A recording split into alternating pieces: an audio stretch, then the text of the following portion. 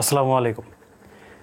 যারা সময় মতো ই সার্টিফিকেট তুলতে পারেন নাই তাদের জন্য এনটিআরসিএ আরেকবার কিন্তু সুযোগ দিচ্ছে। গতকাল একটা বিজ্ঞপ্তির মাধ্যমে তারা জানিয়েছে যে নতুন করে ই সনদ ডাউনলোড দেওয়া সম্ভব। এজন্য কিছু নির্ধারিত ফি সহ আবেদন ফর্ম পূরণ করে এনটিআরসিএ বরাবর ডাকযোগে পাঠাইতে হবে। তো পুরো প্রসেসটা আপনাদেরকে বলবো, তবে সেটার আগে আমি আপনাদের জানাতে চাই, যারা ই সনদ সংশোধনের জন্য যারা আবেদন করেছেন, আমাকে অনেকেই SMS করেছেন ইনবক্সে, তারা জানতে চেয়েছেন বিষয়টা। আমি বলবো যে আপনারা ধৈর্য ধরেন, এনটিআরসির সময় মতো কিন্তু আপনাদের ডাউনলোড লিঙ্কটা প্রোভাইড করবে, সেখান থেকে আপনারা সংশোধিত ই সনদ ডাউনলোড করতে পারবেন। আজকের যে ভিডিওটা করা হচ্ছে এটা সংশোধিত ই সার্টিফিকেট ডাউনলোড দেওয়ার কোনো প্রসেস না, বরং মেইন যে সার্টিফিকেটটা একদম প্রথমের দিকে যে ইস্যুটা দিয়েছিল সেটা ডাউনলোড করার প্রসেস। তো চলুন কথা না বাড়িয়ে আমরা কম্পিউটার স্ক্রিনে চলে যাই। তো চলে আসলাম আমরা স্ক্রিনে। দেখতে পাচ্ছেন যে এখানে বিজ্ঞপ্তি প্রকাশিত হয়েছে। অষ্টাদশ শিক্ষক নিবন্ধন পরীক্ষা 2023-এ চূড়ান্তভাবে উত্তীর্ণ প্রার্থীদের ই প্রত্যয়নপত্র ই সার্টিফিকেট পুনরায় ডাউনলোড সংক্রান্ত বিজ্ঞপ্তি। ঠিক আছে, তো এখানে বলা হচ্ছে, এত দ্বারা সংশ্লিষ্ট সকলের অবগতির জন্য জানানো যাচ্ছে যে বেসরকারি শিক্ষক নিবন্ধন প্রত্যয়ন কর্তৃপক্ষ এনটিআরসির ব্যবস্থাপনায় গৃহীত অষ্টাদশ শিক্ষক নিবন্ধন পরীক্ষা 2023-এর চূড়ান্তভাবে উত্তীর্ণ প্রার্থীদের ই প্রত্যয়নপত্র ওয়েবসাইটে আপলোড করা হয়েছে। ঠিক আছে, যে সকল প্রার্থী নির্ধারিত সময় এই প্রত্যয়নপত্র বা এই সার্টিফিকেট ডাউনলোড করতে পারেননি, ডাউনলোড করার পর সংরক্ষণও করতে পারেননি, অথবা যে কোনো কারণে বিনষ্ট হয়েছে, তাদেরকে পুনরায় এই সার্টিফিকেট ডাউনলোড করার জন্য নির্ধারিত ফি সহ নির্ধারিত আবেদন ফর্মের সাথে প্রয়োজনীয় কাগজাদি স্বয়ংসম্পূর্ণ আবেদন এনটিআরসিএ কার্যালয়ে বাহক সরাসরি ডাকযোগে কুরিয়ারের মাধ্যমে দাখিল করতে হবে। অর্থাৎ আপনার নির্ধারিত ফি দিয়ে আপনাকে কারো মারফত পাঠিয়ে দিতে পারেন এনটিআরসিএতে, অথবা সরাসরি পাঠাতে পারেন, ডাকযোগে পাঠাতে পারেন, বা কুরিয়ারের মাধ্যমে আপনি পাঠিয়ে দিতে পারেন। ঠিক আছে, তো আবেদনকৃত উত্তীর্ণ প্রার্থী তার নিবন্ধন পরীক্ষার রোল, ব্যাচ, ইউজার আইডি এবং পাসওয়ার্ড ব্যবহার করে অষ্টাদশ শিক্ষক নিবন্ধন পরীক্ষার ই প্রত্যয়নপত্র সার্টিফিকেট এনটিআরসির ওয়েবসাইট হতে পুনরায় ডাউনলোড করতে পারবেন। অর্থাৎ আপনি যেভাবে এর আগে ডাউনলোড করেছিলেন সেভাবে কিন্তু ডাউনলোড করতে পারবেন, roll number, batch, user ID, password ব্যবহার করে। এখন দেখুন এখানে কতগুলো জিনিস লাগবে। একটা হচ্ছে ই প্রত্যয়নপত্র পুনরায় ডাউনলোড করার জন্য আবেদন ফর্ম লাগবে আপনার। ই প্রত্যয়নপত্র পুনরায় ডাউনলোড করার প্রয়োজনীয় কাগজপত্র দিয়ে আপনার এখানে লাগবে। ডাউনলোড ফর্মটা কেমন? ঠিক এইটা হচ্ছে আপনার ডাউনলোড, এটা হচ্ছে সেই ফর্ম। এখানে আপনার ছবি দিতে হবে, 1 কপি পাসপোর্ট সাইজের ছবি। ঠিক আছে, স্ট্যাপলার করে দিতে হবে। আর এই যে আপনি ফর্মটা, এই ফর্মটা আপনি এখান থেকে ডাউনলোড করে নিতে পারেন। আমি ঠিকানাটা ডেসক্রিপশন বক্সের লিঙ্কটা দিয়ে দিব, সেখান থেকে আপনি ডাউনলোড করে নেবেন।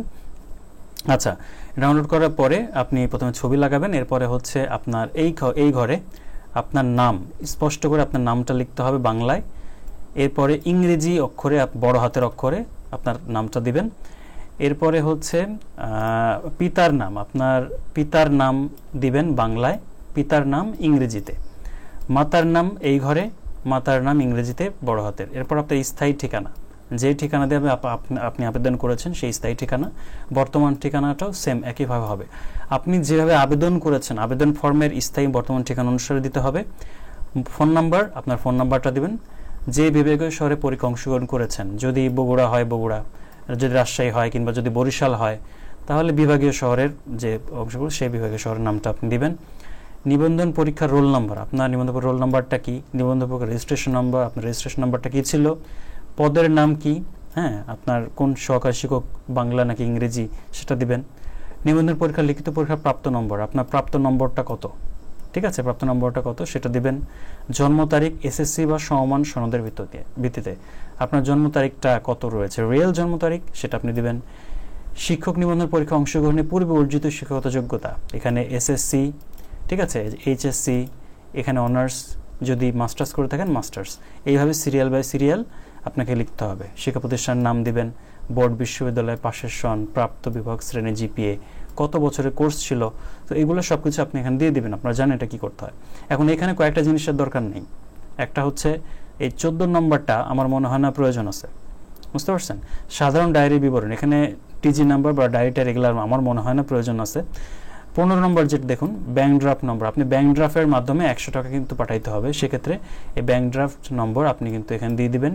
ব্যাংকের শাখার নাম দিবেন। পুনরায় ই প্রত্যয়নপত্র উত্তোলনের ফির পরিমাণ, ঠিক আছে, ফি উত্তর পরিমাণ ওই সম্ভবত 100 টাকা মনে হয় হবে, এবং কথায় আপনি লিখে দিবেন, অতএব অনুগ্রহপূর্বক উপরোক্ত তথ্যাবলীর আলোকে আমাকে পুনরায় ই প্রত্যয়নপত্র উত্তোলনের সুযোগ প্রদান করিতে বাধিত করবেন। বিনীত নিবেদক, এখানে আপনার নাম, ডেজিগনেশন নাম্বার, ব্যাচ নাম্বার সবকিছু আপনি এখানে দিয়ে দিবেন, এখানে তারিখও দিতে হবে। ঠিক আছে। সংযুক্ত দেখুন 1, 2, 3 and 4। সংযুক্ত বলতে এর সাথে কি কি জিনিস থাকবে এটা জানার জন্য এই পরের পেজটা পড়তে হবে। দেখুন এখানে বলছে শিক্ষক নিবন্ধনের ই প্রত্যয়নপত্র পুনরায় উত্তোলনের আবেদনপত্রের সাথে যে সকল কাগজপত্র সংযুক্ত করতে হবে, সকল শিক্ষাগত যোগ্যতার সনদপত্রের সত্যায়িত কপি, আপনার এসএসসি, ইন্টার, অনার্স, মাস্টার্সের সনদপত্রের সত্যায়িত কপি দিবেন, শিক্ষক নিবন্ধনের প্রত্যয়নপত্রের সত্যায়িত কপি। ঠিক আছে। যে প্রত্যয়নপত্রের জন্য আপনি আবার ডাউনলোড করছেন, হারিয়ে গেছে, সেক্ষেত্রে আমার মনে হয় না এটা প্রয়োজন আছে, আপনি এটা দিবেন। সংশ্লিষ্ট শিক্ষক নিবন্ধনের লিখিত পরীক্ষায় প্রবেশের সত্যায়িত কপি, এটা লাগবে। শিক্ষক নিবন্ধন লিখিত পরীক্ষার সত্যায়িত করে নেবেন, নিয়ে এটা পাঠিয়ে দিতে হবে। নিবন্ধন সনদ হারিয়ে গেলে বা অন্য যে কোনোভাবে বিনষ্ট হলে নিকটস্থ থানায় আবেদনকারীর দায়েরকৃত জিডির কপি। ঠিক আছে, এখানে জিডির কথা তারা বলেছে, আচ্ছা আমি জানি না আসলে এটা প্রয়োজন আছে কিনা, আমার মনে হয় না প্রয়োজন নেই। সচিব এনটিআরসির অনুকূলে যে কোনো তফসিলি ব্যাংক ইস্যুকৃত 100 টাকার পে অর্ডার বা ব্যাংক ড্রাফট, 100 টাকার ব্যাংক ড্রাফট বা পে অর্ডার আপনি এটা করে দিবেন যে কোনো তফসিলি ব্যাংক থেকে। ঠিক আছে, তাহলে এইভাবে কিন্তু আপনি কাজটা এগুলো সংযুক্ত করে বা সুন্দর করে পাঠিয়ে দিতে পারেন। পাঠালে ইনশাল্লাহ আপনার যে প্রত্যয়নপত্রটা সেটা পেয়ে যাবেন। তো এটাই ছিল আজকের ভিডিও, আশা করছি ভালো লাগছে। যদি কোনো কোশ্চেন থাকে অবশ্যই কমেন্টে জানাবেন, আর যদি পারেন আমাদের চ্যানেলের পাশে থাকবেন। আল্লাহ হাফিজ, দেখা হবে অন্য কোনো ভিডিওতে।